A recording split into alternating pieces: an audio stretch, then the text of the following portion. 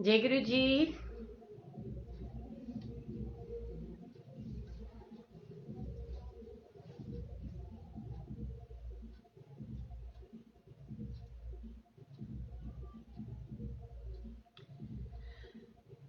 जय गुरु जी भूपेंद्र भैया, how are you? जय गुरु जी मधु दत्ता जी, कैसे हो? चंचल मल्होत्रा जी, जय गुरु जी। राधे श्याम जी, जय गुरु जी। हाय समीक्षा, हाउ आर यू? मम्मा कैसी है? जय गुरु जी शिवानी, जय गुरु जी शिल्पी जी। आ, सहजप्रीत, वाओ सो स्वीट, कितना प्यारा नाम है। मैं बिल्कुल ठीक हूँ मधु आंटी, आप कैसे हो?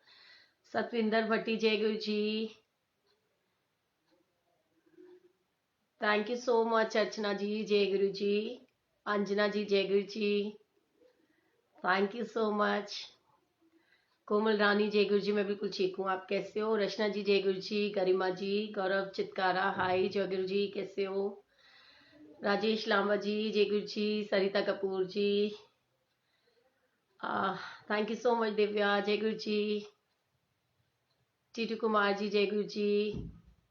हाय Shivani, thank you so much, जय गुरु जी। जय गुरु जी, जय गुरु जी शिल्पी, थैंक यू। मनप्रीत कौर जी, जय गुरु जी। जय गुरु जी दीदी, थैंक यू। आज तो मेरा बर्थडे नहीं है जी, आज तो मैं महारानी के दरबार में होके आई हूँ, माँ झंडे वाली की चौकी अटेंड करके आई हूँ। जय गुरु जी। नेहा, जय Guru ji, how are you? Oh thank you so much Satwinder दीदी। रेड कलर तो सारी लड़कियों पे अच्छा लगता है, मीन्स लेडीज पे, है ना? फिर पता चले कोई टोकेगा, कहेगा ले अपने आप को लड़की कह रही है। Thank you so much Sarita ji, जय Guru ji. Hi Shalu, how are you? जय Guru ji. Oh wow, Aarti Mehta Sharma, love you baby, क्या हाल है? तबीयत कैसी है? जय Guru ji. Thank you so much Ritu, जय गुरु जी। नीतू जी, जय Guru ji. Thank you so much Neha, जय गुरु जी। सभी को जय गुरु जी। सो चलो आज ना मेरे को आपको बहुत प्यारा सा सत्संग सुनाना है, तो आप सब लोग फटाफट से सत्संग शेयर करने की सेवा करो। जैसे कि आज मुझे सबने बताया ग्रुप में, मुझे बहुत अच्छा लगा जब आप लोगों ने बोला कि जैसे आपको सत्संग शेयर करने की सेवा मिली है, वैसे हमें सत्संग हो रहा होता है तो उसको शेयर करने की सेवा मिली है। So thank you so much. जय गुरु जी मीनू वर्मा जी, जय गुरु जी शालिनी जी, मोनिका जी, जय गुरु जी वीना जी। अच्छा, मेरे को देख के अपनी शादी के बाद का टाइम याद आ रहा है, सो स्वीट, क्या बात है, क्या बात है। मतलब मेरे को देख के अपनी शादी का टाइम याद आ रहा है, सो स्वीट ऑफ यू। तो आज तो फिर मतलब कहते हैं कि बहुत बहुत बहुत पहले वाले टाइम में चले गए होंगे आप, है ना? मैं बिल्कुल ठीक हूँ। जय गुरु जी रेणु नारंग जी, जय गुरु जी। सभी को जय गुरु जी। बिल्कुल जी, आज गुरु जी का सत्संग ही करने का मन है जी। जब गुरु जी का सत्संग करना होता है ना, गुरु जी के पास बैठना होता है, तो वैसे भी बहुत स्पेशल वाली फील आ जाती है। अच्छा सरिता जी, आप हमारे ब्लेसिंग्स ग्रुप के अंदर नहीं हो? थैंक यू सो मच पुष्टि, हाउ आर यू बच्चा? जय गुरु जी वीना जी, ईशा शर्मा जी, जय गुरु जी। मैं सिर्फ 5 मिनट्स वेट कर रही हूँ, एक बार सारी संगत हमारी जो मतलब डेली बेसिस पे आता है ना रेगुलरली, वो सब आ जाए, फिर हम सत्संग स्टार्ट करते हैं। Thank you so much Anu, thank you so much Kanchan, जय गुरु जी। सो जय गुरु जी। एंड वैसे भी जब गुरु जी पास आ जाते हैं ना और ये फील दे देते हैं ना कि I am always with you, तो वो वैसे ही बहुत ग्रेट वाली फीलिंग होती है, बहुत प्यारी सी फीलिंग होती है। और चेहरे पे खुशी अपने आप ही चमकने झलकने लगती है। जैसे कि मैंने कल सत्संग सुनाया था ना, एंड मैंने अभी तक गदी को उस तरीके से टच भी नहीं किया है, आपकी एनिवर्सरी है क्या? अरे ना जी ना, वैसे मेरी रोज ही एनिवर्सरी होती है। गुरुजी कहते सी हमेशा खुश रहा करो और हर दिन एक उत्सव है, ठीक है। सिर्फ आपके और मेरे मन के अंदर वो भाव होना चाहिए।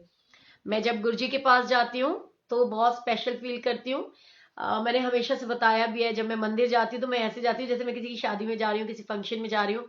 तो चाहे वो झंडे वाली माँ का दरबार है, चाहे वो गुरुजी का दरबार है। आज मैंने वहां झंडे वाली की चौकी अटेंड करी है एंड आज मैं बहुत खुश भी हूँ, क्योंकि मैं कल से ही बहुत खुश हूँ। जब मैंने आपको बताया ना, मैं 3-4 दिन से आई वॉज वेरी अपसेट और बहुत डिप्रेस भी फील कर रही थी। लेकिन जब गुरुजी ने मुझे ये प्रेजेंस महसूस कराई ना कि तेरे को दुनिया से क्या लेना है, मैं तेरे साथ हूँ, ऑलवेज विद यू। सो एक अलग ही फील है। और मैं वो कहते ना, आज मदहोश हुआ जाए रे मेरा मन, मेरा मन, मेरा मन। क्योंकि जब गुरुजी पास आ जाते हैं ना तो वैसे ही खुशियां इतनी सारी हो जाती है। So thank you so much Veena ji. और मतलब वैसे गुरुजी ना हर पल वो चीजें वो फील देते ही रहते हैं हमारे को कि हम बहुत बहुत बहुत खुश रहें। बट फिर भी जब गुरुजी कुछ ऐसा मैंने आपको हमेशा से बताया ना, जब मैं बहुत डिप्रेस हो जाती हूँ ना तो गुरुजी जरूर आते हैं और वो मुझे बहुत पैम्पर करके जाते हैं। तो जैसे कल गुरुजी ने पैम्पर किया कि गुरुजी ने अपनी प्रेजेंस को फील कराया एंड मैंने मतलब ओल्गा आंटी से पूछा स्पेशली, आज से 4 साल पहले भी पूछा था and, कल भी मैंने उनसे पूछा। तो उन्होंने मुझे बहुत प्यार से बोला, मोटो एंजॉय कर, गुरुजी तेरे पास है ना। मैंने कहा पक्का है ना, पक्का गुरुजी आए हुए हैं ना? कहते हैं हाँ बिल्कुल, गुरुजी इज यू नो वो कहते हैं वो ऑलवेज विराजमान होते हैं। एंड लेकिन कल तो उन्होंने बहुत स्पेशल वाली ब्लेसिंग्स दे करके, और मैंने अभी तक वो गद्दी उस तरीके से बढ़ाई भी नहीं है, एज इट इज रखी हुई है। ग्रुप में कैसे ऐड होना है मैं आपको करूंगी, आप मुझे ना मैसेंजर पे मैसेज देना तो मैं आपको ऐड कर लूंगी, ठीक है। सो जय गुरु जी। और हम सत्संग स्टार्ट करते हैं, क्योंकि रात का टाइम होता है, वैसे भी सबको सोना होता है ना। और आज ना मतलब सबसे पहले मैं गुरुजी का वो सत्संग सुनाती हूँ कि बिल्कुल सोवी I will as you, no problem. चलो अब मैं किसी से बात नहीं करूंगी, थोड़ी देर बाद बात करेंगे, ठीक है। तो ये सत्संग है उस दिन का जब आप और मैं बैठे हुए प्रेयर कर रहे थे। मेरा ब्रदर, कजन ब्रदर जो है वो हॉस्पिटलाइज है। और मेरे को बच्चे का फोन आया था, भतीजे का, कि बुआ इतने बजे जो है ना पापा को ऑपरेशन थिएटर में लेके जा रहे हैं। सैटरडे का दिन था एंड मैं गुरुजी से अरदास करी थी, आप लोगों को याद होगा 2:30 बजे से लेकर के 5:30 बजे तक हम लोग उस टाइम पीरियड में जो हमें बताया गया था कि उनका ऑपरेशन होना है। शिखा आंटी आपको भी ऐड करेंगे अभी। तो उस समय में मैं आप लोगों के साथ बैठ करके, क्योंकि जब मैं बहुत नर्वस हो जाती हूँ ना तो मैं गुरुजी के पास ही बैठती हूँ। और हाँ, मेरी एक कमजोरी भी है कि मैं अकेले नहीं बैठ पाती, बहुत रेयरली होता है कि मैं अकेले बैठूं। आप लोगों के साथ मिल करके तो फिर भी बैठा जाता है, क्योंकि कोई ना कोई फोन आ जाता है, हम फोन कॉल पे हो जाते हैं तो हम वो चीजें भूल जाते हैं, हमारा जो गुरुजी के साथ में कनेक्शन होता है वो कहीं ना कहीं ब्रेक हो जाता है। सो इस वजह से ना मेरा ऑलवेज ये कोशिश रहती है कि मैं बहुत कम लोगों के से इंटरेक्ट करूं, ग्रुप्स वगैरह में ऐड ना हूं। अभी तो चलो हमने अपना एक ग्रुप बनाया है, बाय चांस ये आंटीज ने बनवा दिया है। एंड जो आंटीज मेरे साथ एडेड है वो भी देखती होंगी कि मैं वंस अ वाइल शायद दिन में एक दफा बाय चांस कोई रिप्लाई या मैसेज जय गुरु जी डालती होंगी।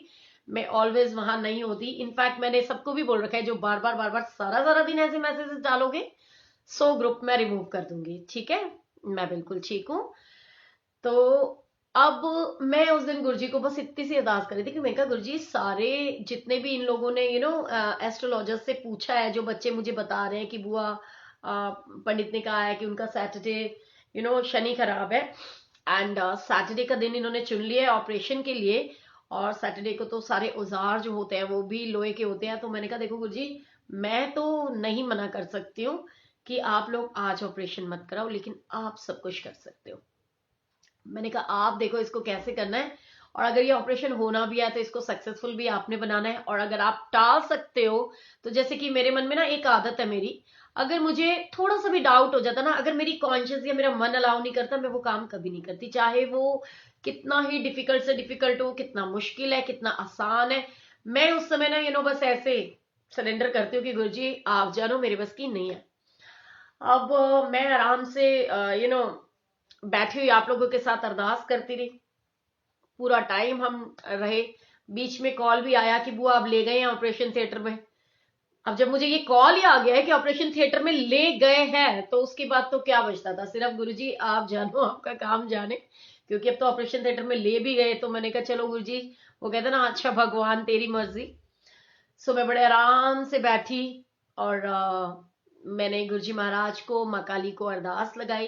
एंड उसके बाद में बिल्कुल आराम से आप लोगों के साथ कनेक्ट रही। जैसे ही मैंने वो सत्संग आपके साथ का जो टाइम हमारा 5:30 हुआ, इसके बाद में खत्म किया, तो मैं गुरुजी से अरदास करती, मैं गुरुजी प्लीज अच्छी वाली न्यूज सुना देना गुरुजी।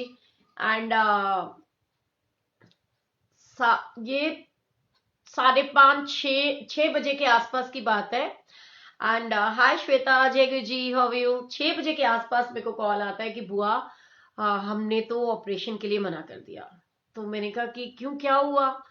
कहता है कि यार मेरे पापा ने कोई इतने बुरे कर्म थोड़ी किए, डॉक्टर ने वो दिखाया कि पूरा सिर फाड़ देंगे, इधर से निकालेंगे हड्डी, पेट में रखेंगे, देन 6 महीने बाद दोबारा से सर्जरी करेंगे, दो सर्जरी होंगी। तो बुआ आप सही कह रहे थे कि ऑपरेशन नहीं कराना है। तो मैंने कहा अच्छा। तो उसने मुझे कहा, कहता मेरे को नहीं पता, लेकिन ना आप देखो क्या करना है क्या नहीं करना। अच्छा, अब क्या था कि हमको एक बहुत बड़ा टास्क था हमारे पास कि वो प्राइवेट हॉस्पिटल है। एंड जब वो पेशेंट एडमिट हुआ था, क्योंकि वो कोरोना के उसमें एडमिट हुआ था, तो एक गवर्नमेंट की गाइडलाइन है कि जो भी पेशेंट कोरोना पॉजिटिव में एडमिट होता है उसको हॉस्पिटल से डिस्चार्ज उनकी मर्जी से नहीं मिल सकता। मतलब आप और मैं कहें कि हमारा पेशेंट डिस्चार्ज कर दो, तो वो नहीं करेंगे। ये गवर्नमेंट की गाइडलाइन है।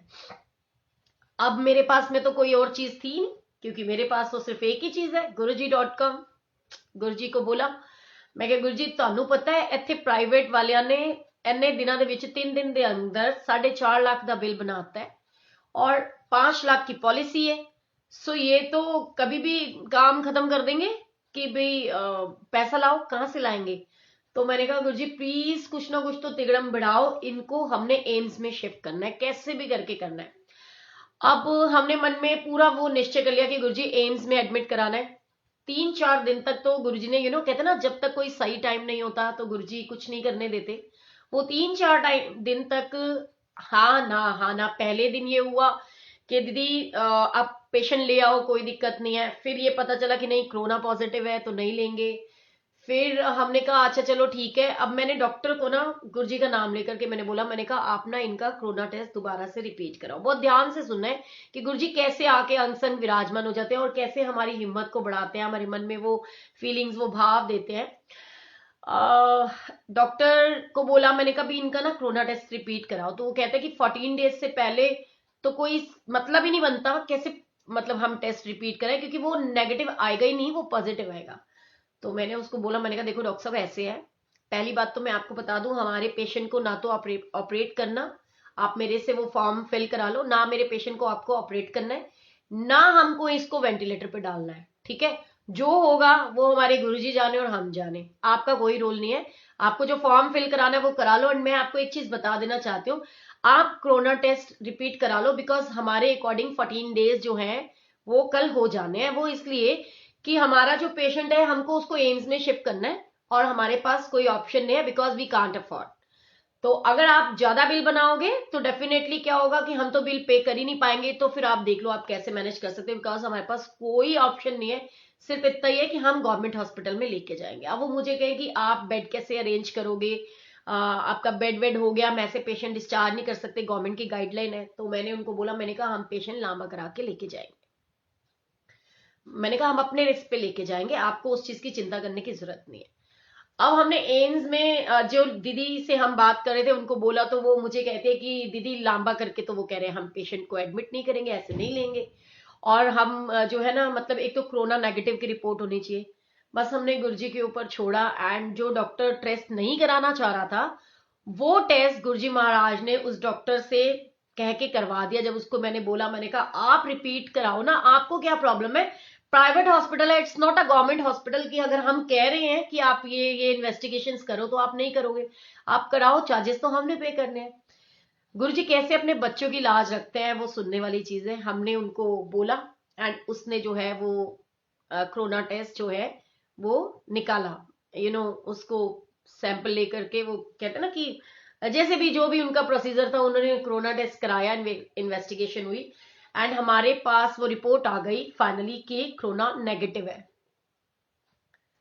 हमने हॉस्पिटल में फोन किया, एम्स में जैसे भी करके वो पेशेंट हमारा, मतलब मेरा ब्रदर, वो हम लोग हॉस्पिटल लेकर गए। उन्होंने रिपोर्ट्स देखी कि कोरोना नेगेटिव है, उन्होंने पेशेंट एडमिट कर लिया एंड रात को 1:30 बजे मैं घर आई हूँ। सारा कुछ हो गया, मैंने सिटी स्कैन भी कराया, सब कुछ कराया। गुरुजी की कृपा और उनकी ब्लेसिंग्स देखिएगा कि सब कुछ ओके था, पेशेंट एडमिट हो गया, ईसीजी हो गया, सिटी स्कैन हो गया, सब कुछ हो गया, सारी जो टेस्टिंग होनी थी वो हुई। और रात को 2:30 बजे मेरे नेफ्यू का फोन आता है, बिकॉज सोएगा कौन जब बंदा ऐसी कंडीशन में होएगा। मैं 1:30 बजे वहां से निकली थी, तो मैं अभी आकर के घर में बैठी थी, तो 2 ढाई बजे के आसपास बेटे का फोन आता है कि बुआ ऐसे ऐसे जो है 2:30 बजे के आसपास, हाँ, कि ना वो तो कह रहे हैं कि हमने कोरोना टेस्ट किया है तो पापा का कोरोना पॉजिटिव है। तो मैंने कहा एक बात बता, हमारे पास जो टेस्टिंग रिपोर्ट है उसमें नेगेटिव है, तो अब पॉजिटिव कैसे हो सकता है। हालांकि समझने वाली चीज यह है कि हम कहते हैं जो रैपिड टेस्ट होता है ना, उसके अंदर अगर किसी को स्नीजिंग, कोल्ड या कफ कुछ भी होता है तो वो इमीडिएट पॉजिटिव दिखाता है, ठीक है, वो कभी नेगेटिव आ ही नहीं सकता। आरटीपी, वो क्या आरटीपीसीआर जो टेस्ट होता है उसमें तो चलो एक पल के लिए अंदर का ब्लड सैंपल जाएगा, सारा कुछ होएगा, लेकिन रैपिड टेस्ट में तो स्नीजिंग पे भी वो पॉजिटिव आता है, किसी को फीवर होता है वो तो भी पॉजिटिव आता है, तो लेकिन वो टेस्ट नेगेटिव आ गया। अब डॉक्टर्स ने कहा कि हम वो टेस्ट मानते नहीं है, इन्होंने आरटीपीसीआर टेस्ट कराया होगा। और हमारे को 2:30 बजे के करीब, 2:30 पौने 3 बजे उन्होंने फोन करके बोल दिया कि पेशेंट को हम ट्रॉमा सेंटर में जो हमने कोविड का वो बना रखा है वहां पर शिफ्ट करेंगे। अब बच्चे का फोन आया, बिकॉज वो तो अकेला था वहां पर और जो हमने वहां पर स्टाफ हायर किया था। अब वहां पर वो बच्चा अकेला हो, कह रहा अब मैं क्या करूं। मैंने कहा बेटा कुछ भी नहीं करना, अब सब गुरुजी के ऊपर छोड़ो, बिकॉज 12 बज चुके हैं, जिसका फाइनली मुझे टेंशन थी। और अब भोले बाबा का, हमारे भोलेनाथ का दिन स्टार्ट हो चुका है, गुरुजी महाराज का दिन स्टार्ट हो चुका है, बिकॉज हमने संडे पेशेंट शिफ्ट किया था एंड मेरा पूरा गुरु परिवार, ब्लेसिंग्स परिवार, वो लाइव मेरे साथ मंत्र जाप रेगुलर कर रहा था। जब हमने वहां पे आकाश हॉस्पिटल से शिफ्ट करने के लिए एम्बुलेंस में रखा भैया को, एंड जब हमने वहां जाकर के एम्स हॉस्पिटल में एडमिशन करा दिया, एंड देखो गुरुजी की ब्लेसिंग्स देखना, अगर कोरोना पॉजिटिव होता, हॉस्पिटल में पेशेंट एडमिट नहीं होता, एंड पेशेंट एक बार एडमिट हो जाए तो वो डिस्चार्ज नहीं कर सकते, क्योंकि उनको ब्रेन स्ट्रोक भी था, पैरालिसिस भी था, तो वो ट्रीटमेंट एम्स से अच्छा या पंत हॉस्पिटल से अच्छा कहीं हो नहीं सकता था। तो गुरुजी को सब पता था, उन्होंने अपने बच्चे को अपने हिफाजत में रखते हुए वहां पर एडमिशन दिलाया। एंड सबको पता है कि जो गवर्नमेंट हॉस्पिटल्स होते हैं उनको कोई लालच नहीं होता है कि वो अननेसेसरी किसी को चीरफाड़ करेंगे, कुछ भी है। एंड जैसे ही वो सिटी स्कैन वगैरह हुआ, उन्होंने हमें बोल दिया, देखो गुरुजी ने कितना रक्षा करके बचाया, कि उन्होंने कहा कि ये सर्जरी कराना बेकार है, ये सर्जरी करने की जरूरत नहीं। अभी सबसे पहला हमारा जो मेन स्टेप है, वो जो लंग्स में पानी भर गया हमको उसको सुखाना है, और उसके बाद हम दोबारा से सिटी स्कैन कराएंगे। पहले एक बार जो मेन रिस्पॉन्सिबिलिटी है हमारी वो सिर्फ इतनी है कि हम इनको यहां से सिक्योर करें कि एक बार जो लंग्स में पानी भरा हुआ है वो पानी एक बार ही सूख जाए। और देखो गुरुजी ने कैसे ब्लेसिंग्स दी। एंड कल जब मेरे पास फोन आया कि बुआ ऐसे ऐसे वो कह रहे हैं कि पापा को वेंटिलेटर पे रखना पड़ सकता है, और बेटा बहुत अपसेट था, बिकॉज छोटा है बच्चा, कभी उसको उस तरीके से हम लोगों ने ट्रीट ही नहीं किया कि वो अकेला कहीं जाएगा एंड ऑल दैट। तो वैसे छोटा नहीं है, लेकिन बच्चे माँ बाप के राज में हमेशा छोटे ही रहते हैं जब तक हम अपने बच्चों के ऊपर रिस्पॉन्सिबिलिटीज नहीं डालते। इससे रिलेटेड भी 2 स्टोरीज मैं आपके साथ आज जरूर शेयर करूंगी, लेकिन आफ्टर सत्संग, क्योंकि हमें ये चीज महसूस कराएगी कि अपने बच्चे के अंदर सेल्फ कॉन्फिडेंस लाना, अपने बच्चे के अंदर वो भरोसा लाना, उसको एक कॉन्फिडेंट इंसान बनाना, उसको एक अच्छा और समझदार, सुलझा हुआ और जिम्मेदार नागरिक और जिम्मेदार इंसान, जिम्मेदार बेटा, जिम्मेदार भाई बनाना, ये सिर्फ आप कर सकते हो, ये सिर्फ मैं कर सकती हूँ अपने बच्चों के लिए। बाकी एनी अदर पीपल कोई नहीं कर सकता इस चीज को। सो thank you so much Roma, Guruji bless you. आपने इतनी हेल्प करी है। कहते हैं ना कि गुरु जी की ब्लेसिंग्स होती हैं तो कोई ना कोई वो साधन अपने आप बनाते हैं। और मैं आपको बताऊं कि मैं गुरु जी से ना बस इतना सा कल रो पड़ी कि गुरु जी आप चाहते क्या हो। मैं मानती हूं कि आप कहते हो कि मैं कर्मों के खेल हैं, मैं कर्म कटवाता हूं, लेकिन यार सारे दे सारे भैड़े कर्म असी कीते ने। मतलब मेरी फैमिली ने इन्ने माड़े कर्म कीते ने कि 3 अक्टूबर को मेरे जो है फादर गए आपके पास, आपने लिया, चलो कोई बात नहीं, हमने फिर भी एक तसल्ली करी बिकॉज वो बहुत परेशानी में थे, बहुत दुख में, बहुत तकलीफ में थे। तो हमें लगा कि चलो उनको गुरुजी आप मुक्ति दो, या तो ठीक कर दो या फिर उनको मुक्ति दे दो। तो हमने उस चीज को एक्सेप्ट भी करा। लेकिन ये तो एकदम फिट और एकदम एक्टिव हमारे फैमिली का सबसे, मतलब मेरे पूरे सचदेवा फैमिली का सबसे सोना, सबसे प्यारा भाई, सबसे समझदार भाई और सबसे लविंग, जो सबको प्यार करता है। एंड एक वो लड़का जिसने हमेशा परिवार को कहते हैं ना जोड़ के रखने की कोशिश करी। मैंने कहा अगर हमारा ये स्ट्रांग पिलर है, इनफैक्ट मैं तो आज ये चीज मानती हूँ कि गुरुजी मेरा तो बाप भी वही है।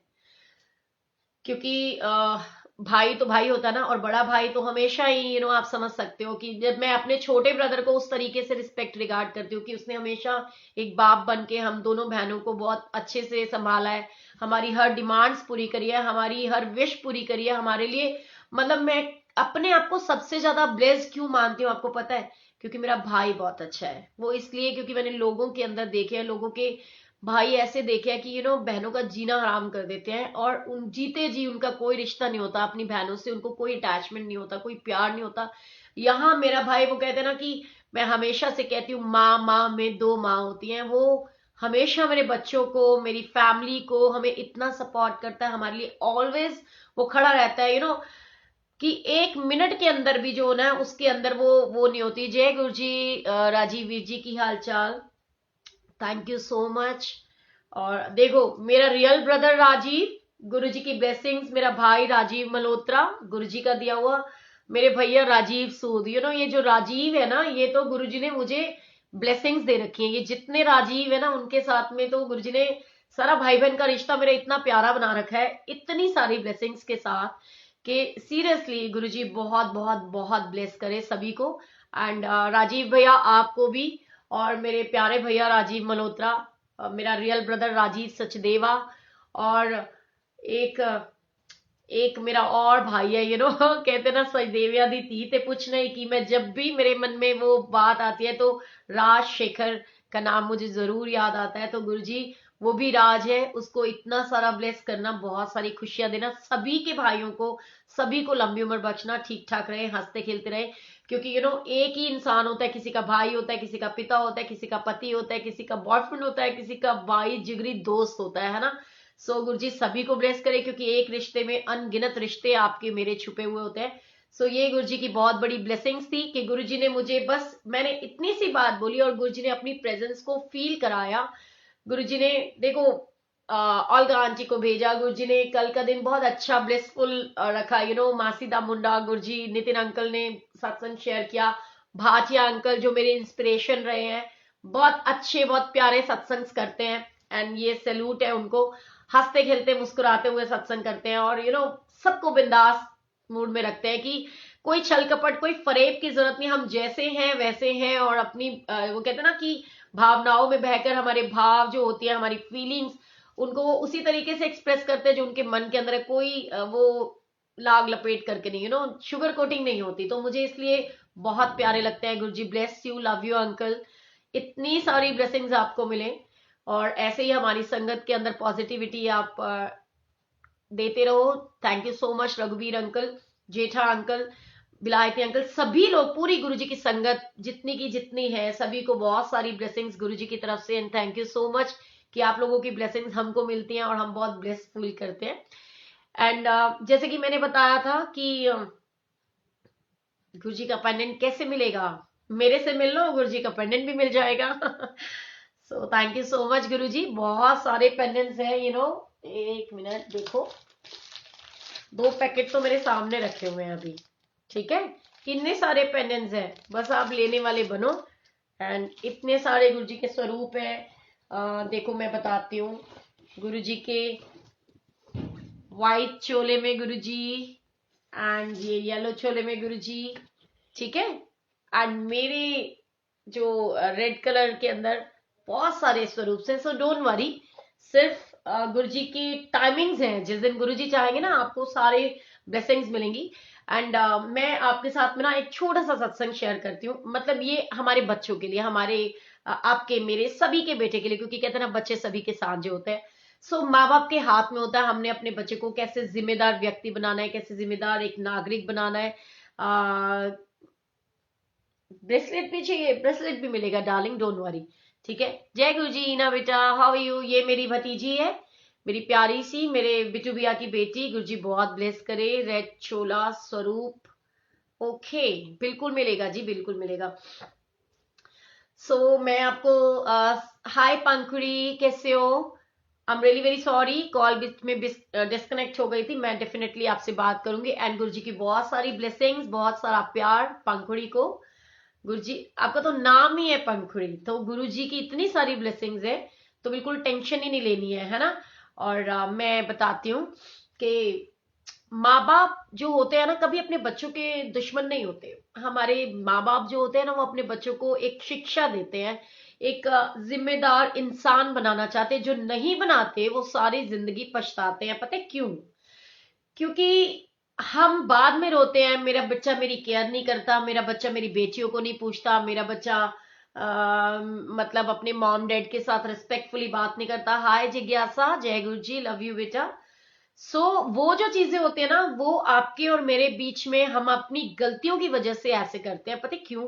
क्योंकि हम अपने बच्चों को ना जिम्मेदार इंसान बनाते ही नहीं है। वो जिम्मेदारियों का उनके ऊपर ना एहसास, वो बोझ डलने ही नहीं देते, और फिर बाद में पछताते हैं। क्योंकि वो कहते हैं ना, आप पछताए क्या हो जब चिड़िया चुग गई खेत। मैं आपको अपने सत्संग के साथ साथ कनेक्ट करके बताती हूँ। एक बार की बात है, मेरी नई नई शादी हुई थी। एंड मेरे मॉम डैड कहीं गए हुए थे, मैं उस समय मम्मा के घर गई थी। मम्मा के पीछे से, मतलब किसी फंक्शन में गए हुए थे, तो वहां से मैं अपनी मम्मा के पास गई। मेरा भाई बहुत छोटा था उस समय, 8th में होएगा, 8th 9th में, छोटा बच्चा ही था। एंड उस जमाने के अंदर ना आप समझ सकते हो कि किसी के पास में इतना पैसा भी नहीं हुआ करता था, ठीक है। और बच्चों को तो वो आदतें, वो चीजें दी नहीं थी। तब के टाइम में हमें 100 रुपीज पॉकेट मनी पूरे मंथ के लिए मिलती थी, जबकि मैं बड़ी बेटी थी, तो ठीक है। वो टाइम हुआ करता था, ये 2000 की बात बता रही हूँ। आजकल के बच्चों के पास तो 1000 रुपीज भी आराम से होते हैं, है ना। तो मेरा भाई शुरू से संस्कारी है, क्योंकि उसने अपने पेरेंट्स से वो संस्कार लिए हैं, और मेरे पेरेंट्स ने उसको वो दिए हैं। मैं घर आने लगी थी, तो मेरे ब्रदर ने उसके पास में उस समय में पता नहीं, शायद 50 रुपीज थे, जो कि उसने मुझे वहां से आते समय मेरे हाथ में रखे थे, और वो मैंने आज तक संभाल के रखे हैं। और मैं उसको मना कर रही थी कि तू मुझसे छोटा है, तो मैंने नहीं ये लेने। लेकिन उसने कहा कि नहीं, मम्मी कहती है ना कि बेटियां घर पे आती है तो खाली हाथ नहीं जाती हैं, तो तू रख ले। आप ये सोचो कि वो फीलिंग्स, वो प्यार, वो उसकी जो ब्लेसिंग्स है ना, उसके मन में शुरू से वो चीज है। एंड मैं आपको प्राउडली बताती हूँ कि जो मेरा ब्रदर है, वो जब उसकी फर्स्ट जॉब स्टार्ट हुई थी ना, तब से लेकर के आज तक, क्योंकि उसको पैसे की तो कोई इच्छा थी नहीं शुरू से, वो इतना, मतलब हमारा वो लाडला तो है ही और रिस्पॉन्सिबल भी है। उस जमाने में जब उसने पहली जॉब करी थी, तो वो आई थिंक 2004 में उसकी जॉब स्टार्ट हुई थी, ठीक है। छोटे से था तब उसने जॉब स्टार्ट करी, और तब से लेकर आज तक, मतलब तब उसने पहली बार मेरे दोनों बच्चों के नाम पे 500 की आरडी खुलवाई थी। एंड तब से लेकर के वो आज, मतलब मंथली, मेरी सिस्टर की दोनों बेटियां, मेरे दोनों बच्चे, उसका अपना बेटा, तो वो उनके नाम की आरडी, रेकरिंग डिपॉजिट, सबको पता ना, वो आज तक ऐसे ही चला रहा है। और पता नहीं वो मैच्योर होकर कितनी एफडीज वो अब तक हमारे बच्चों के लिए बना चुका है। पैसे से कुछ नहीं होता। पैसा तो आपके पास भी बहुत होगा, पैसा मेरे पास भी, और हो सकता है आज ना हो तो कल बहुत होगा। लेकिन बात उसकी फीलिंग्स की है, वो रिस्पॉन्सिबिलिटीज, वो ब्लेसिंग्स, वो प्यार, वो समर्पण उसको सिखाया मेरे माँ बाप ने। मैं कहती हूँ मेरे पापा को बहुत बड़ी ब्लेसिंग्स थी कि उनका इतना लायक बेटा था। थैंक यू सो मच प्रीति दीदी, कि मतलब बेटा है पर पापा नहीं है ना, इसलिए मैंने ऐसे कहा कि इतना ऐसे बच्चे बहुत रेयर मिलते हैं जो अपने पापा को पूरे 10 महीने मायने रखते हैं, लेकिन जॉब वगैरह छोड़ करके जो कि उनकी केयर करी उसने उसने एक नर्स बन के, एक बेटा बन के, हर तरीके से क्या नहीं किया उन्होंने, और हर एक फैसिलिटी मुहैया कराई उनके लिए, हर एक फैसिलिटी अरेंज करी, हर एक काम उसने किया अपने पापा के लिए। और जबकि मैं आपको सच्ची बताऊं, मेरे जो कहते ना, एक अपने अपने मन की बात बताती हूँ, मेरे जो पापा थे ना, वो बेटियों से ज्यादा प्यार करते थे और सबसे ज्यादा मुझसे, उससे तो बहुत कम बोलते थे, बहुत कम, लेकिन फिर भी देखो उसने उनकी इतनी सेवा करी।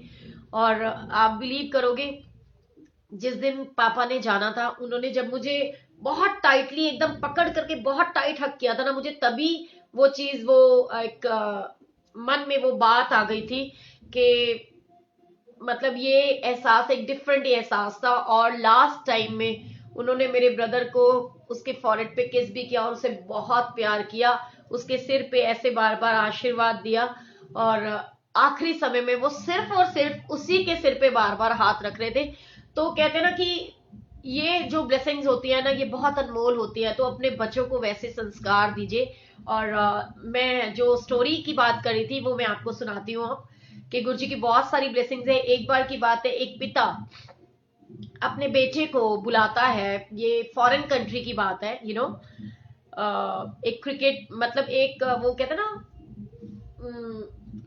बास्केटबॉल खेलते हैं ना, या पता नहीं हॉकी खेलते हैं, मुझे नाम नहीं उनका याद है। सो वो इनकी स्टोरी है वो, कि वो जो उसके फादर थे ना, वो लोग बाहर रहते थे और उन्होंने अपने बेटे को एक बहुत पुरानी सी टी शर्ट निकाल के दी, एंड उससे पूछा कि बेटा आपके हिसाब से ये टी शर्ट कितने की होगी। तो बेटे ने जवाब दिया कि पापा $1 की। तो उसके पापा कहते हैं कि अच्छा एक काम कर, अब तेरे ऊपर ना ये एक रिस्पॉन्सिबिलिटी है कि तुझे ये टी शर्ट को जो है ना, जो कि बहुत पुरानी टी शर्ट थी, उसके पापा ने कहा ये टी शर्ट तुझे $2 में बेचनी है। बहुत ध्यान से सुनने वाली स्टोरी है, एंड प्लीज शेयर जरूर कीजिएगा, क्योंकि पता नहीं किसके माध्यम से, किसके साथ कौन सी ब्लेसिंग्स होती हैं और किसकी वजह से किसको एक अच्छी, एक नेक राह मिलती है, एक मार्गदर्शन होता है। सो प्लीज शेयर द सत्संग सो दैट एवरीबडी, कहते हैं ना कि वो गेट कनेक्टेड विद अस, और सब लोगों को वो ब्लेसिंग्स मिले, और पता नहीं किसके लिए ये क्वेश्चन और कौन सा आंसर किसको मिल जाए, है ना।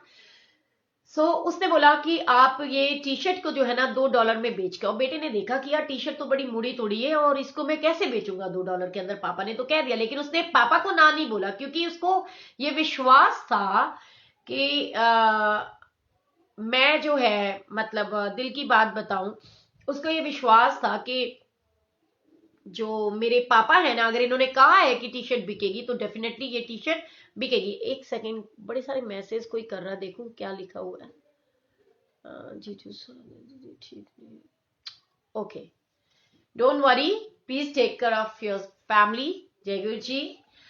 अच्छा, तो अब उसने सोचा कि मैं इसको क्या करूं कि ये टी शर्ट $2 में बिके, और उसको ये भी नहीं पता था कि टी शर्ट बेचनी का है। तो उसने उस टी शर्ट के ऊपर एक कपड़ा रखा और उसको बहुत अच्छे से प्रेस किया, और उसके बाद वो एक रेलवे स्टेशन के बाहर जाकर के टी शर्ट लेके खड़ा हो गया, जब कि ये टी शर्ट जो है वो बेचनी है, वो आवाज लगा रहा था सबको कि ये टी शर्ट $2 की है। तो उन लोगों ने देखा, एक मतलब लेडीज तो बहुत ज्यादा इमोशनल होती है, वैसे भी एक लेडी ने देखा कि बच्चा, एक छोटा सा बच्चा है जो कि टी शर्ट बेच रहा है, तो उसने वो $2 दे करके उस बच्चे से टी शर्ट ले ली। अब वो बच्चा अपने घर पहुंचा, पापा बहुत खुश हुए कि मेरे बेटे ने तो करके दिखाया। अब अगले दिन उन्होंने एक और टी शर्ट उसको दे दी, और बोला कि अब ये जो टी शर्ट है, जब उसके पापा को लगा कि मैंने $1 की टी शर्ट इसको बोला $2 में बेचने के लिए, इसने बेची, इसने कर दिखाया। तो उन्होंने क्या कहा, उसी टी शर्ट को जो $1 की थी, अब उसके पापा ने बोला कि इस टी शर्ट को तुमने $20 में बेचना है। अब लड़के के लिए फिर एक ऐसा टास्क था, लेकिन उसको यह भरोसा हो गया था कि पापा जी ने बोला है। जब उन्होंने $1 की टी शर्ट को $2 में बोला और वो बिकी, तो डेफिनेटली अगर ये पापा कह रहे हैं $20 में बिकेगी तो वो बिकेगी। और उसको एक चीज लगती थी कि उसकी फैमिली जो है इतनी क्राइसिस से गुजर रही थी, तो उसको लगा कि ये एक अच्छा मौका होगा कि मैं अपनी फैमिली को सपोर्ट कर पाऊंगा। अब उसके पास में एक बहुत बड़ा चैलेंज था कि अब उस $1 की टी शर्ट को $20 में वो कैसे सेल आउट करे।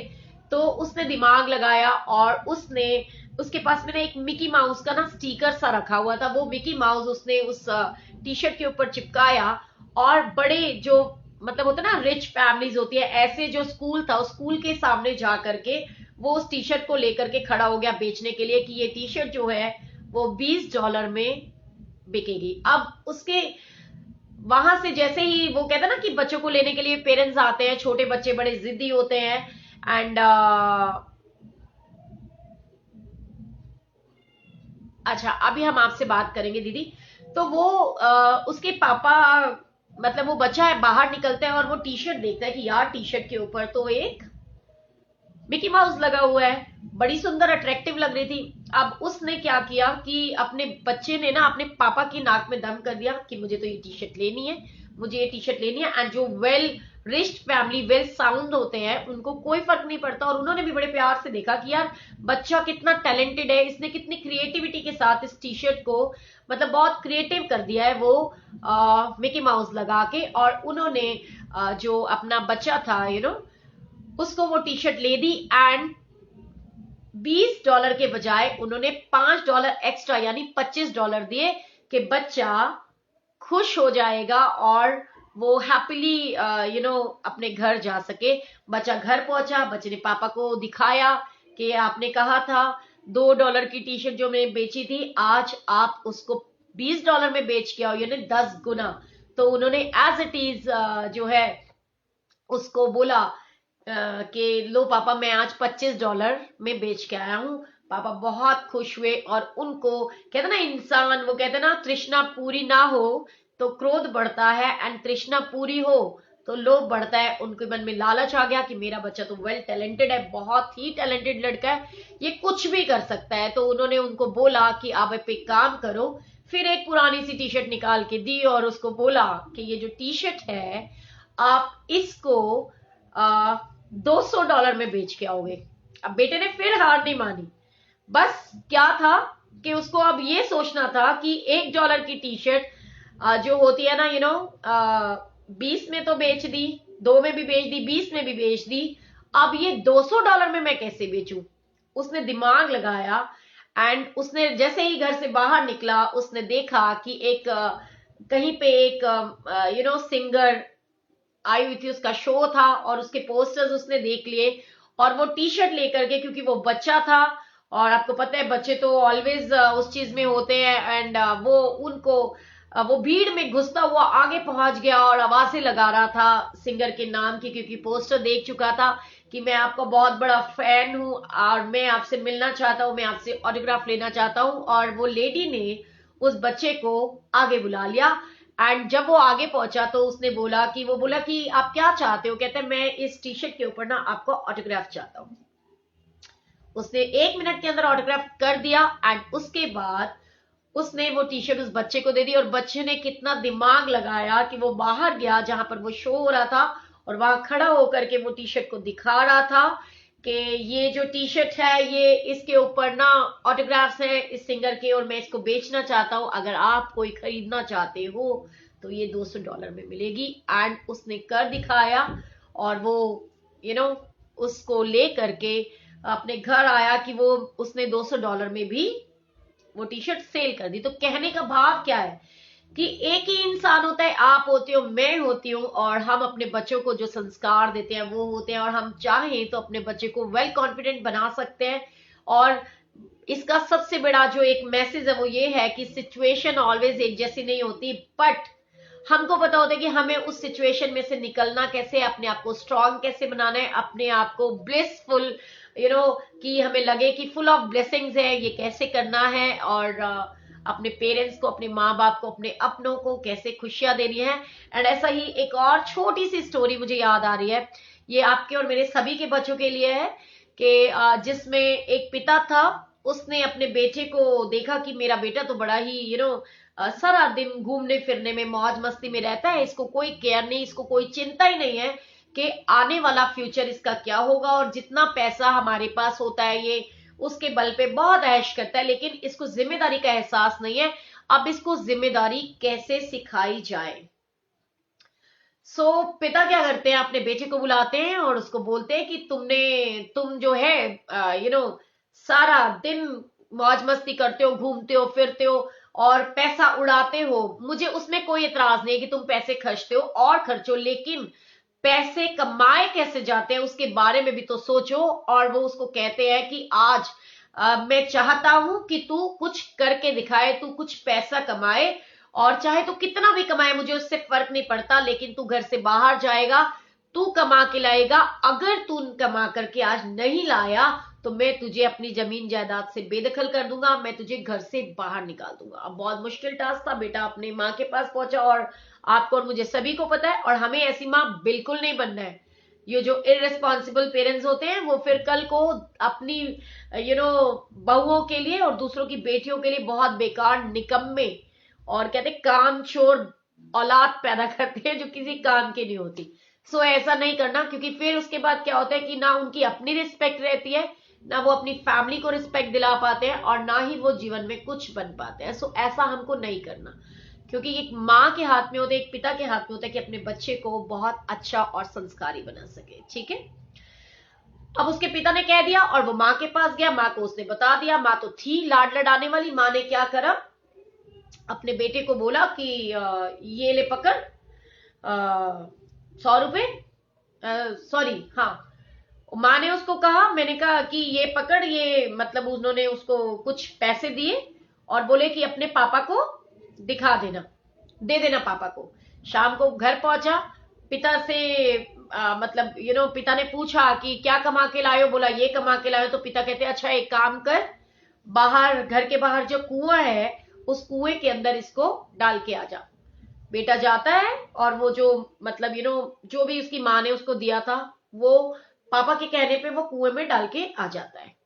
चलो, अगले दिन फिर उसके पिता को समझ में आ गया कि ये तो मेरी बीवी है, इसको बिगाड़ेगी। उसके पापा ने क्या किया, अपनी वाइफ को अपने मायके यानी उसके मायके भेज दिया, मतलब उसकी अपनी वाइफ को उनके मायके भेज दिया। ये राज कौन है, ये क्या करना चाह रहा है, ये सबको क्यों मैसेजेस कर रहा है, ब्लॉक कर देते हैं इसको।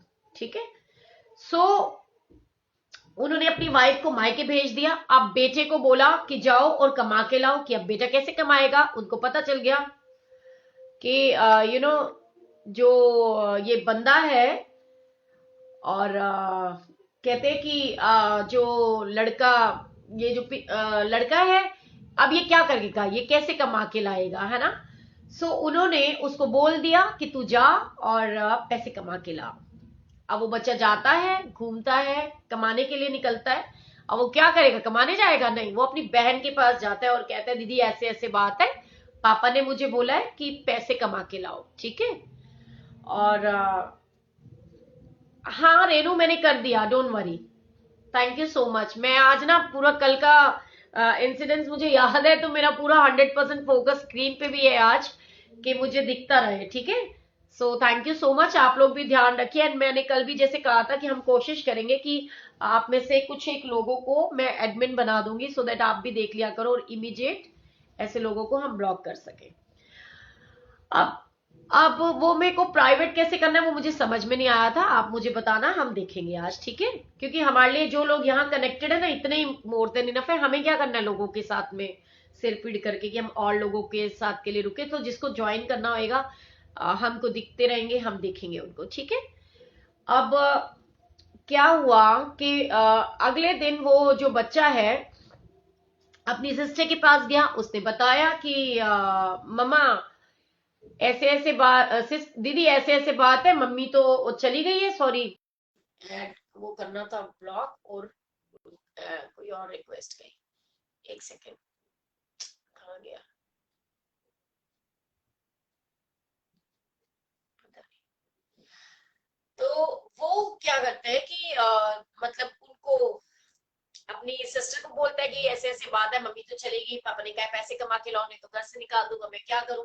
सिस्टर क्या कहती है, 500 का नोट देती है अपने ब्रदर को और उसको बोलती है कि जा करके पापा को दे देना।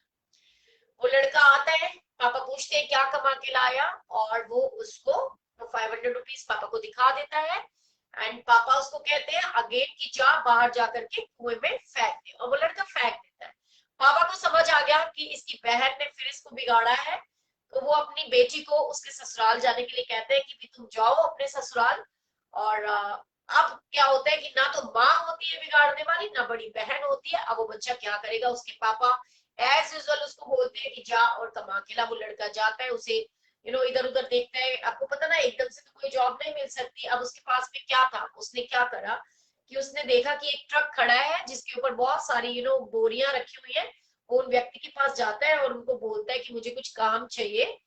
तो आवाज कम आ रही है, अब ठीक है। तो वो उनको कहते हैं कि मुझे काम चाहिए, तो वो कहते हैं कि अच्छा ठीक है, आप एक काम करो। एक मिनट। वो उसको बोलते हैं कि आप एक काम करो कि ना ये जो बोरियां है ना, इन बोरियों को उठा करके यहाँ पे आप उतारो। तो वो सारा ट्रक खाली करता है और पूरा ट्रक खाली करने के बाद उसको उस पूरे दिन के अंदर सिर्फ 100 रुपए मिलते हैं। सिर्फ 100 रुपए, ध्यान से सुनने वाली बात है। वो आता है और पापा को बोलता है कि देखो ये मैंने कमाया है। तो उसके पापा को समझ आ जाता है, बिकॉज उसके कपड़े गंदे होते हैं, हालत उसके स्वेटिंग हो रही होती है। पापा के पास पहुंच जाता है। अब उसके पापा क्या करते हैं आपको पता है? उसके पापा कहते हैं एक काम कर, बाहर जा और कुएं के अंदर डाल के आ जा। तो कहते हैं पापा को, पापा आर यू क्रेजी? आपको पता है इस 100 रुपए को कमाने के लिए मैंने कितनी मेहनत करी है? पूरा दिन मैंने यहाँ वजन उठाया, इतनी भारी भारी बोरियां उठा करके मैंने रखी है, और आप कह रहे हो इस 100 रुपए को नदी के अंदर कुएं में डाल के आ जाऊं? क्या हो गया है आपको? तो उसके पापा कहते हैं बस यही भाव, यही चीज मैं तेरे अंदर जगाना चाहता था कि जब हम लोग इतनी मेहनत से कमा करके लेके आते हैं, वो उस पैसे की तेरे पास कोई वैल्यू नहीं है। तू सारा दिन इधर उधर उड़ा रहा रहता है, और आज जब तूने अपनी मेहनत से वो 100 का नोट कमाया, तो तुझे पैसे की वैल्यू समझ में आ रही है कि एक्चुअली में ये 100 का नोट कमाया कैसे जाता है। इन पैसों को कमाने के लिए कितनी जद्दोजहद, कितनी मेहनत करनी पड़ती है। सिर्फ ये एहसास मैं तुमको कराना चाहता था कि ये जो पैसा है ये बहुत मेहनत से मिलता है, इसको ऐसे उड़ाया नहीं जाता। सो आप और हम भी चाहें तो अपने बच्चों को वो फीलिंग्स, वो प्यार, वो संस्कार, वो सब चीजें दे सकते हैं। सो गुरु जी ब्लेस यू ऑल। और आप भी अपने बच्चों को ऐसे, क्योंकि मेरी एक आदत है और ये मैं मानती हूँ इन चीजों को, कि अगर किसी को कोई हेल्प करनी है, अगर किसी को कुछ देना है ना, तो उसको एक अच्छी शिक्षा दो, उसको एक हुनर दो। क्योंकि हुनर कभी खत्म नहीं होता। शिक्षा विद्या एक ऐसा धन है, जितना बांटो वो बढ़ती है। हुनर अगर आपके हाथ में है तो कोई इंसान भूखा नहीं मरता, चाहे वो हुनर किसी भी तरह का हो। काम कोई छोटा या बड़ा नहीं होता, बस आपको मन में वो भाव होना चाहिए, आपको करने की जिज्ञासा होनी चाहिए। जिज्ञासा, देखो तुम्हारा नाम बोल दिया ना, कितना स्वीट और कितना मीनिंगफुल नेम आपके पेरेंट्स ने रखा है।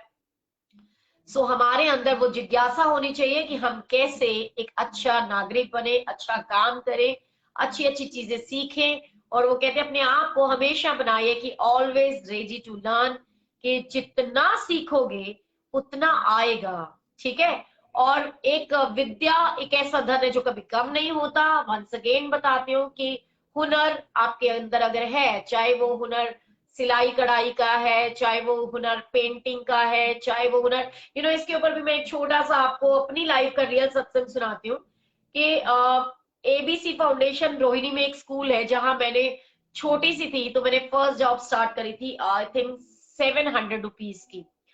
और उस दिन, मतलब वैसे तो मैंने अपनी जॉब, अपना करियर 400 की जॉब से स्टार्ट किया था, लेकिन ये जो एबीसी फाउंडेशन है इसको क्यों याद करे हो, क्योंकि यहाँ पर मैं जो रीमा, आई थिंक क्या नाम था, रीमा छाबड़ा, जो भी, मतलब वहां की प्रिंसिपल थी रश्मि, रश्मि छाबड़ा।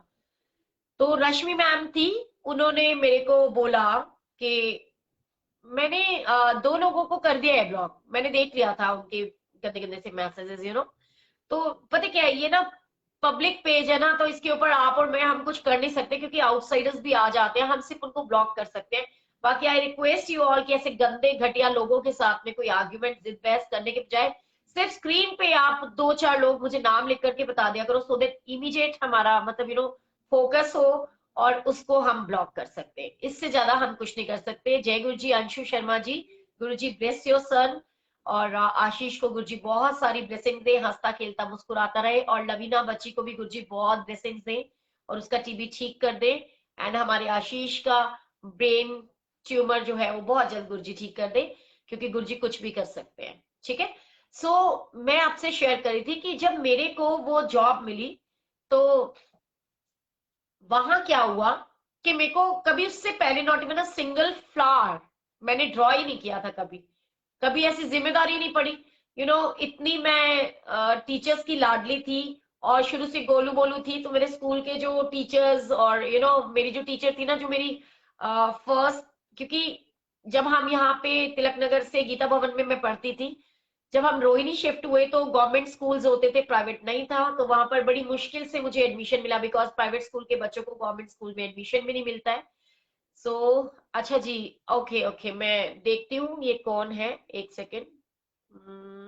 ब्लॉक, एक को तो मैंने ब्लॉक कर दिया है। अब मुझे और कोई नाम आपने लिखा है, मैं अभी जी से चेक करती हूँ। जैसे ही दिखाई देगा इस ग्रुप को प्राइवेट करना पक्का कर देंगे जी, आज चाहे कुछ भी हो जाए, डोंट वरी।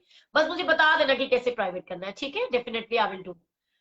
अब होता क्या है कि वहां, अच्छा मेरे ख्याल से प्राइवेट करने के बाद ये होएगा ना कि हमारे पास रिक्वेस्ट आएगी तो हम अपनी मर्जी से ऐड कर सकेंगे। मेरे को बताना प्लीज, है ना? जय Guru ji Sarika, she is my sister Sarika. आप लोग अब तो मिल चुके हो, इसकी फोटोग्राफ भी देख चुके हो। गुरु ji bless you, Guru ji bless your family, है ना? मैं उस समय स्कूल में थी, मैंने कभी आज तक एक फ्लावर भी ड्रॉ नहीं किया था। एंड क्योंकि मेरी इतनी बनी बनाई थी, मेरी जो टीचर्स थी वो मुझे बहुत लाड करती थी, और वो मुझे भी ना गोलू मोलू थी, तो मुझे कहती थी गप्पो। ऐसे ना मोटे मोटे चिक्स थे, कली कली हेयर्स थे, एकदम गोलू मोलू सी थी। अभी भी गोलू मोलू हो ना लेकिन उस समय तो छोटी थी ना, तो और ज्यादा लगती थी। वैसे भी बहुत हेल्दी थी। ठीक है। वहां पे बट मेरी, मैं अपना इंटरेस्ट था, तो मैंने कभी ना कुछ भी ड्रॉ नहीं करा था। लेकिन हाँ, मेरे अंदर एक बहुत बड़ी चीज है कि मेरे को कोई भी चैलेंज बहुत अच्छा लगता है अगर मुझे कोई कर देता है। अब क्या हुआ कि मेरे को वहां पर ना फाइल बनाने के लिए मिली, कि A for apple, A for ant, A for arm, A for aeroplane, फलाना डीम का। चलो मैंने एक बार ड्रॉ भी कर दिया। एंड मेरी एक काबिलियत और भी है कि मुझे चाहे आप 100 एप्पल ड्रॉ करा लो, मेरी ऑलवेज सेम शेप आएगी, कभी भी एक भी एप्पल की चेंज नहीं होगी, ऑलवेज सेम। आप एरोप्लेन ड्रॉ कराओ, ऑलवेज, चाहे 100 कराओ चाहे 1000 कराओ, सेम शेप होगी। एप्पल ड्रॉ कराओ, सब कुछ। अब मेरी टीचर ने मुझे ये देख लिया कि यार इसकी तो ड्राइंग बड़ी अच्छी है, जबकि मैंने उससे पहले कभी फ्लावर भी नहीं ड्रॉ किया था। अब उसने क्या करा, उसके ना रूम के अंदर यहाँ पे जैसे पार्टीशन के लिए ना एक वुडन का वो लगवा दिया उसने। और मेरे को बोला कि इस वॉल के ऊपर ना, मतलब प्लास जो पूरी पार्टीशन डलवाया था प्लाईवुड का, इस वॉल को तूने पेंट करना है। और करना क्या है कि तूने दो जोकर बनाने हैं और उनके हाथ में फ्रूट ट्रे। मेरे को बड़ा गुस्सा चढ़ा। मैंने कहा ये पागल हो गई है क्या? मतलब कॉपी में फ्लावर ड्रॉ करना एक अलग बात होती है, इतनी बड़ी मैं उसके ऊपर ये इसलिए सिखा रही हूँ, समझा रही हूँ, किसी काम से हार नहीं माननी चाहिए, अपने ऊपर विश्वास होना चाहिए। अब हमारे जो सर थे ना, उनके हस्बैंड, वो मुझे आकर के कहते हैं, मैं ना रोने लगी। मैंने कहा मैंने ना कल से जॉब पे नहीं आना। मैं कहा मैं पागल हूँ क्या? मैंने कहा आप सोचो मैं कोई वो हूँ, इतने बड़े स्क्रीन के ऊपर मैं कैसे इतना बड़ा वो ड्रॉ करूंगी? तो मेरे को सर आके कहते हैं कि सोनिया, मैंने कहा "हाँ जी"। कहते बेटा तेरे को तो पता ना रश्मि का नेचर कैसा है, तू प्लीज टेंशन ना ले, तू बना दे इसको। साइकोलॉजिकल है ना कि तेरे से बनवाना है, ये पैसे बचाने की कोशिश करिए, जब इसके डबल पैसे वेस्ट होंगे ना, इसको अपने आप पता चलेगा। तू बना दे, तू चिंता ना कर, खराब होएगा मैं पेंट करा दूंगा, तेरी कोई सिरदर्द नहीं है। मैंने कहा, इन्होंने इतने प्यार से समझाया एक फादर की तरह, तो मैंने कहा ठीक है। और वो जब मैंने बनाया, मैं सीरियसली बता रही हूँ, you know even I can't imagine कि ये मैंने बनाया है या मैं बना सकती हूँ। इतना सुंदर बना, इतना सुंदर बना। मैं किसी दिन आपके साथ में ना अपनी ड्राइंग फाइल जो है ना वो शेयर करूंगी, मतलब कि ये मैंने बनाई है। मेरे को भी कई बार लगता था कि हाय राम ये मैं बना रही हूँ, लेकिन उसका बेनिफिट क्या हुआ, मैं थोड़ा तो मुझे यहाँ से आ ही चुका था।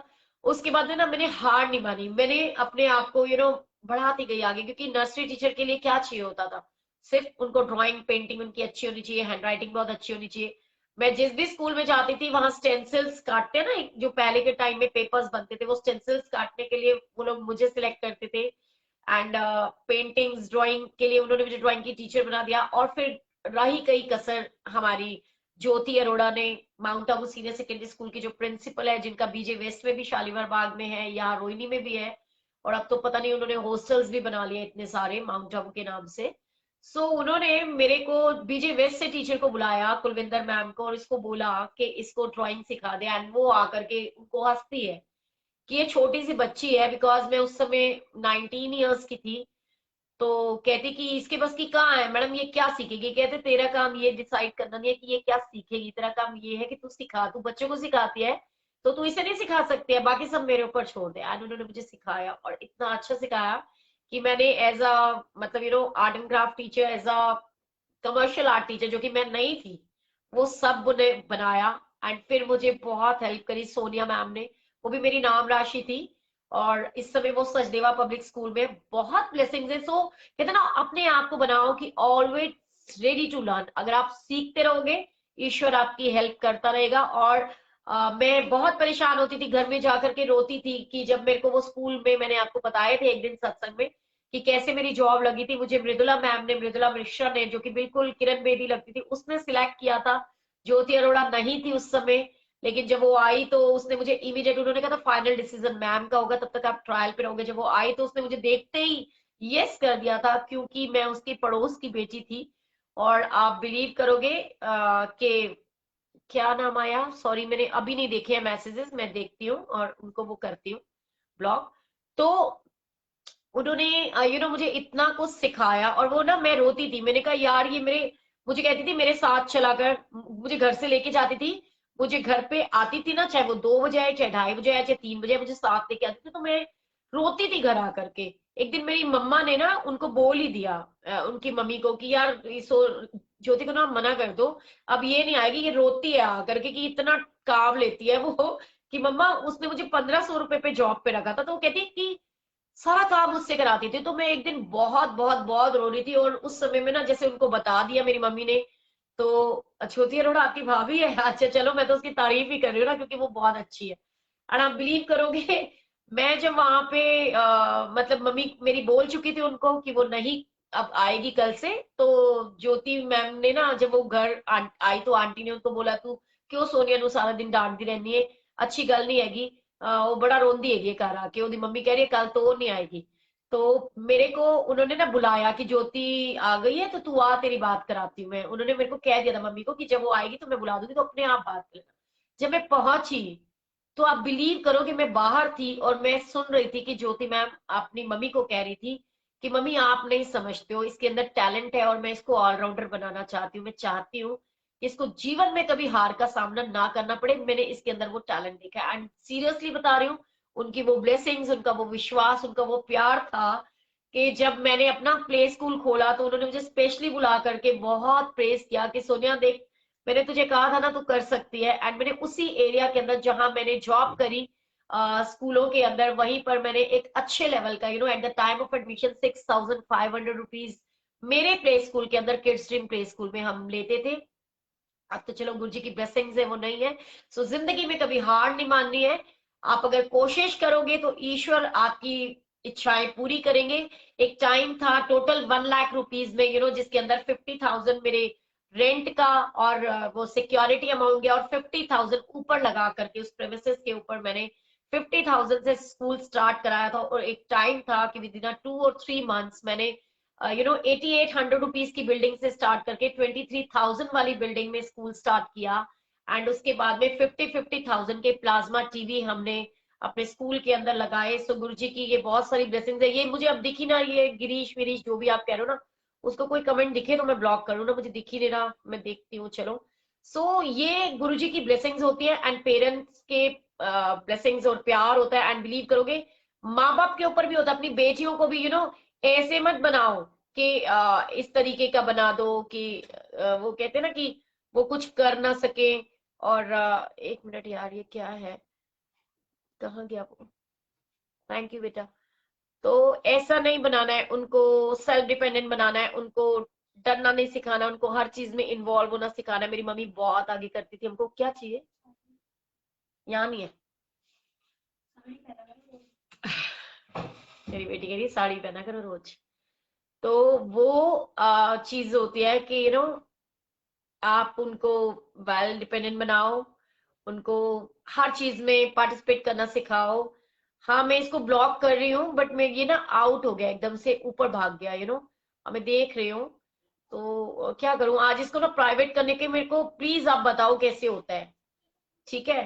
सो thank you so much, Guru ji bless you. मेरी कोई बात बुरी लगी हो तो कान पकड़ के sorry, I am sorry, I love you. Guru ji bless you all, love you all. जय गुरु जी, शुक्राना Guru ji, thank you, bye bye.